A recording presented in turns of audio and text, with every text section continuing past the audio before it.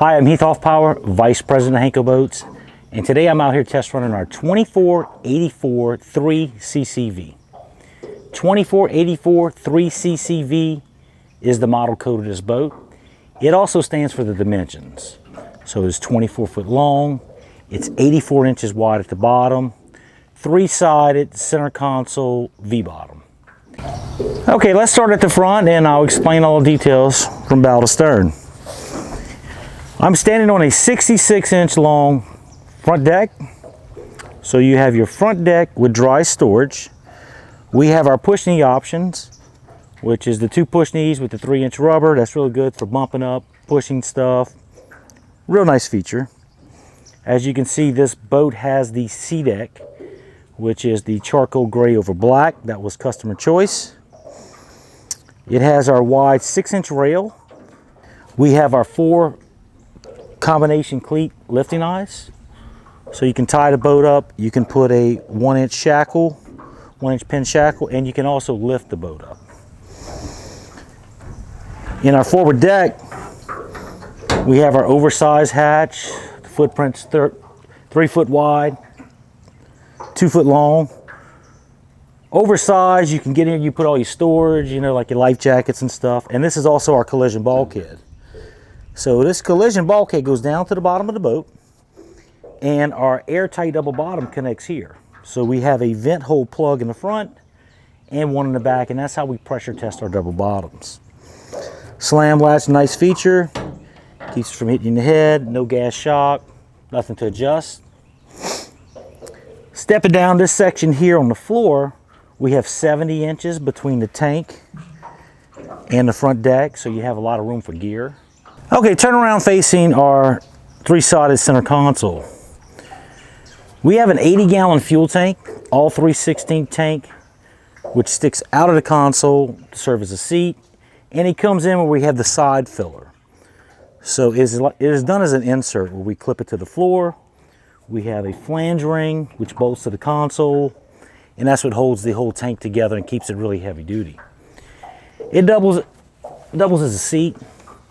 So we have the premium vinyl cushion, bottom, back. That's pretty much standard on all our boats. On the console, this is all 3/16, very heavy duty console, 44 inches wide. We have 6'10" to the top, to the floor, which gives you our standard 6'4" head clearance under the handrail when you walk in. So kind of one size fits all. Doesn't really matter if you're short, tall, kind of do a generic size. We have our 29-inch side height, which gives you 24 inches of freeboard on the inside here. Moving to the back, really comfortable. We have 21.5 inches walk around space on side the console, so you're not twisting and turning. Handrails. I'm gonna back up a little bit and show the front. Some of our standard features on the boat, we have the Garmin radar, our floodlights, our remote control go light, navigation lights on the side, the trumpet horn, windshield wiper, the glass, 1/4-inch laminated safety glass. Okay, here I am at the console. Really nice setup. We have our 12-inch Garmin flush mounted into the console. This is a really unique feature. It hides all your riggings, it makes a really neat job, and gets it at the perfect angle for viewing it while you're driving the boat. So you can look forward and glance down. On top of the console, we also have a shelf. So we have a 1-inch flat bar, which goes around. You can put your cell phone, your stuff while you drive. You don't have to worry about it falling off.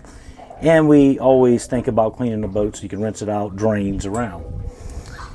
Our Blue Sea panel, standard 8-gang panel. Everything's built in. Nav lights, cabin lights, which is your overhead light right here for at night. Spreader lights, that's the 2 in the front, and then you have 2 more spreader lights in the rear.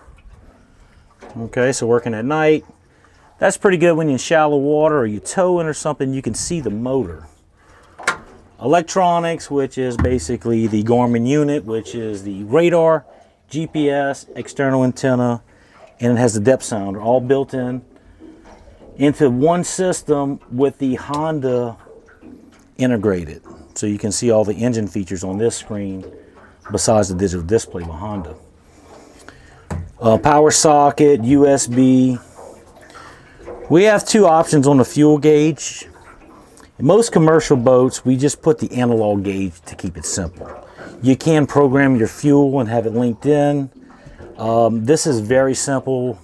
You just look at the needle, you know if you got fuel or not. You don't have to worry about programming or somebody not refilling tanks. But we can do it either way. It's totally up to you. Push button for the horn.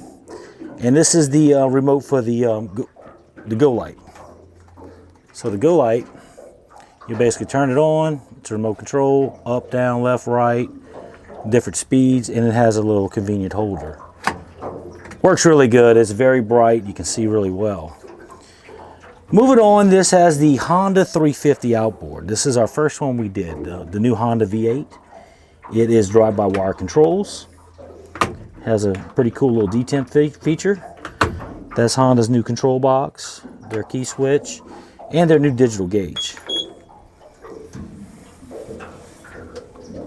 So Honda upgraded the digital gauge package. Now they have the large display, which you can see, and it's got all the features. Can basically talk about that for a while, but anyway, it's a digital gauge and it's also linked to your GPS.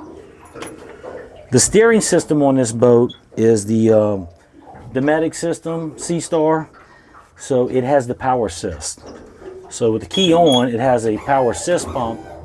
You don't feel any steering torque because as you turn, the pump takes over the load, and it has the heavy-duty tournament cylinder. So on our console here, we have overhead storage, overhead lights, nav lights, the stuff on the roof, as you've seen. At the end of the video, I always do a complete listing that shows the accessories and every item in the boat. You can get a lot more, you can get a lot less. That's totally up to the customer. You have space under the console. I always kind of like to show the rigging. If you show right here, you can see the boot where it comes up with the rigging.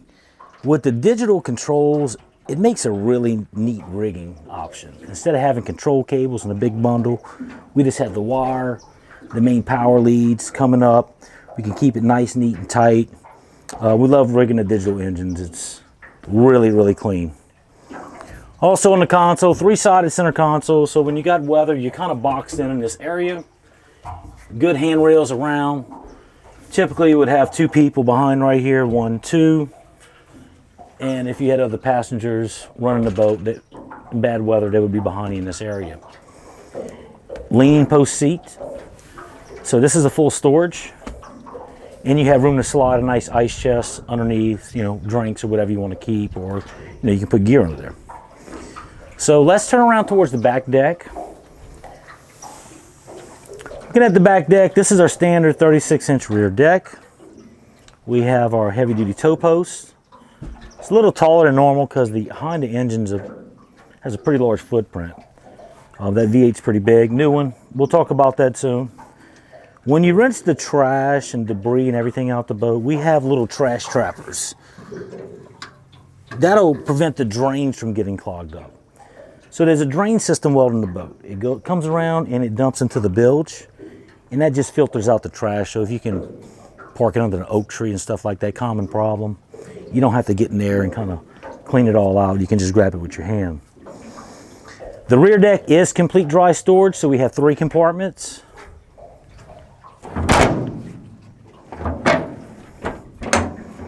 Slam latch, so you have complete dry storage, port and starboard. Any water gets in this tray, this hatch tray, it's a pipe that's welded and goes right out the back. So we don't have hoses or anything. Everything's welded to drain out the back. Has a little half partition wall, so all your stuff doesn't get scattered. You know, it's not just laying in there, it's organized. Center compartment is pretty much where everything's at in the boat. This boat's set up with 2 batteries. So we have a crank battery and a house battery with the Blue Sea added battery system. That's become a pretty standard option upgrade instead of just the on-off Perco switches. The way that works, when you operate the boat, you just turn it to on, and it has an automatic charging relay. Come around on this side right here. You can see it has the ACR, automatic charging relay. So what that does is it keeps your crank battery hot. You run everything else on your house battery. Once it detects, just say 13.5 volts, it's hot, it will assign a charge to your house battery. So you don't have to do anything other than turn the battery switch on. I want to explain this a little deeper because I get a lot of questions about it. If you focus on the battery switch where you see off, on, and combined batteries, you need to run it on just on. Combined batteries is emergency override only.